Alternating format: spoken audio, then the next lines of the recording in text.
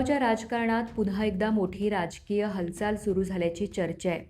मुरगावचे माजी भाजप आमदार आणि माजी मंत्री मिलिंद नाईक हे काँग्रेसच्या संपर्कात असल्याची माहिती समोर आली आहे. मिळालेल्या माहितीनुसार विरोधी पक्षनेते युरी आलेमाव आणि मिलिंद नाईक यांच्यात पक्षप्रवेशाबाबत चर्चा सुरू असल्याचं सांगितलं जात आहे. आगामी विधानसभा निवडणुकीच्या पार्श्वभूमीवर नाईक काँग्रेसकडून मुरगावमधून निवडणूक लढवण्यासाठी इच्छुक असल्याची चर्चा आहे. मात्र या संभाव्य पक्षप्रवेशाबाबत मिलिंद नाईक यांच्याकडून अद्याप अधिकृत प्रतिक्रिया समोर आली नाही. आता या चर्चेची पार्श्वभूमी समजून घेऊयात. मिलिंद नाईक हे मुरगाव मतदारसंघातील भाजपाचे 3 टर्म आमदार राहिले आहेत. 2007, 2012 आणि 2017 अशा सलग 3 विधानसभा निवडणुकांमध्ये त्यांनी भाजपाच्या तिकिटावर विजय मिळवला होता. 2017मध्ये तर नाईक यांनी काँग्रेसचे संकल्प अमोनकर यांचा अवघ्या 140 मतांनी पराभव केला होता. त्यानंतर 2019 ते 2022 या काळात नाईक यांनी गोवा सरकारमध्ये मंत्रिपदही भूषवलं. मात्र 2022ची विधानसभा निवडणूक मुरगावच्या राजकारणात मोठा टर्निंग पॉईंट ठरली.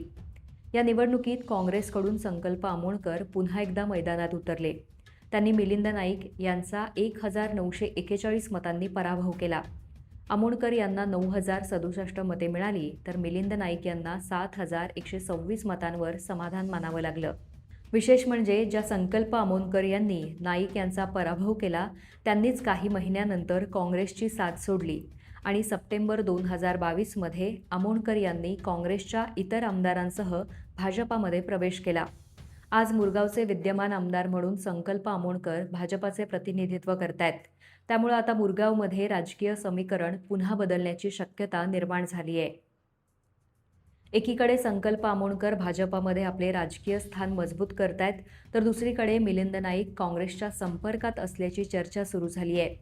यामुळे आगामी विधानसभा निवडणुकीत मुरगावमध्ये भाजप विरुद्ध काँग्रेसची लढत पुन्हा रंगण्याची शक्यता आहे. मात्र सगळ्यात मोठा प्रश्न हा आहे, जर मिलिंद नाईक यांनी काँग्रेसमध्ये प्रवेश केला तर काँग्रेस त्यांना मुरगावमधून उमेदवारी देणार का आणि त्यांचा सामना पुन्हा संकल्प अमोनकर यांच्याशी होणार का? सध्या या प्रश्नांची उत्तरं स्पष्ट नाहीत. मिलिंद नाईक आणि काँग्रेसमध्ये नेमकी काय चर्चा झाली आहे याबाबत अधिकृत माहिती समोर आली नाही आहे. त्यामुळे सध्या हा संभाव्य पक्षप्रवेश असल्याचंच मानलं जात आहे. मात्र नाईक यांनी काँग्रेसमध्ये प्रवेश केल्यास मुरगावच्या राजकारणात हा मोठा राजकीय उलटफेर ठरू शकतो. आता मिलिंद नाईक यांचा पुढचा राजकीय निर्णय काय असणार? ते भाजपमध्येच राहणार की काँग्रेसचा हात धरणार? आणि जर काँग्रेसमध्ये प्रवेश झाला तर मुरगावची राजकीय समीकरणं किती बदलणार याकडं आता संपूर्ण गोव्याचं लक्ष लागलं आहे.